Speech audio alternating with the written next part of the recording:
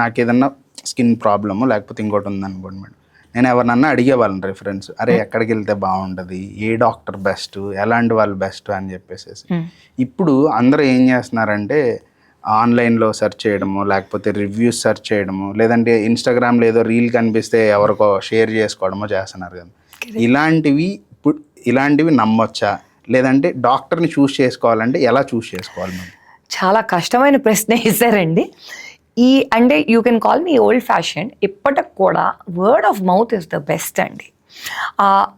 But ఇప్పుడు ఈ Google reviews అవి ఉంటాయి కదా, నేను 2009లో గ్రాడ్యుయేట్ ప్రాక్టీస్ స్టార్ట్ చేశాను. 2003లో నాది MD అయిపోయింది. 2009కి లేవు రివ్యూస్, 10 నుంచి 11 నుంచి ఎప్పటి నుంచో ఉంటాయి. ఇప్పటి వరకు మాకు 400 రివ్యూస్ ఉన్నాయండి. మొన్న 6 months క్రితం క్లినిక్లు పెట్టిన వాళ్ళకి 2000 రివ్యూలు ఉన్నాయి.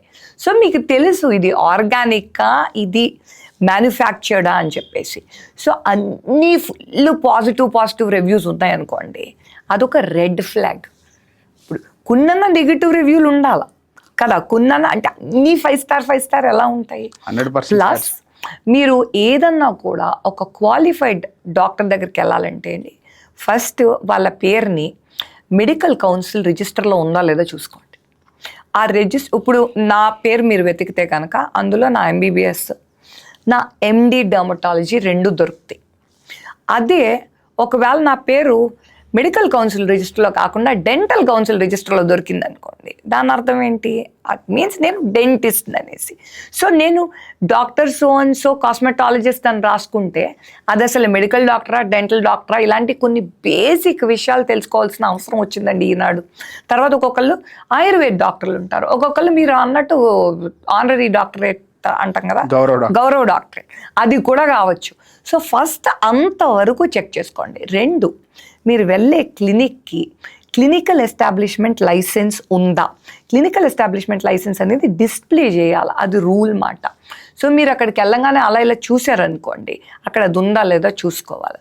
అండ్ ఒకవేళ బాగా రిలేటివ్లీ కొద్ది రోజుల్లో ఎక్కువ positive reviews, number of reviews ఎక్కువ ఉంటే అదొక రెడ్ ఫ్లాగ్ అని చూడండి.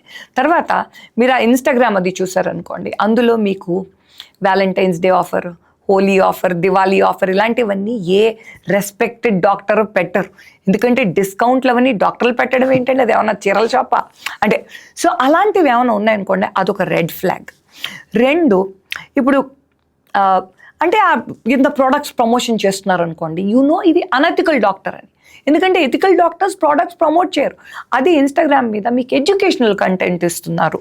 ఇప్పుడు డార్క్ నెక్ ఉంది, డార్క్ అండర్ ఆర్మ్స్ ఉన్నాయి అంటే ఇన్సులిన్ రెసిస్టెన్స్ అని ఒక ప్రాబ్లం ఉంటుంది. అలా ఉన్నప్పుడు మీరు ఈ డాక్టర్ దగ్గరికి వెళ్ళాలా, మీరేమో కార్బోహైడ్రేట్స్ కట్ చేయాలా, షుగర్ మానాలా, ఇలాంటివి ఏమైనా చెప్తున్నారు అనుకోండి, అప్పుడు మీకు కొంత తెలుస్తుంది. సో ఇన్స్టాగ్రామ్ నుంచి కూడా మీరు మంచి ఎవరిది, చెడు ఎవరిది కూడా తెలుసుకునే ఛాన్స్ ఉంది. కానీ ప్రాబ్లం ఏంటంటే ఇప్పుడు ఇది ఇలా ప్రోడక్ట్స్ ప్రమోషన్ అనేది నార్మల్ అనుకుంటున్నారు జనాలు. అది అసలు అనెథికల్, ఇల్లీగల్ అని తెలియట్లేదు జనాలకి. సో మీలాంటి వాళ్ళ ద్వారా హోప్ఫుల్లీ అది బయటకు తెలియాలి.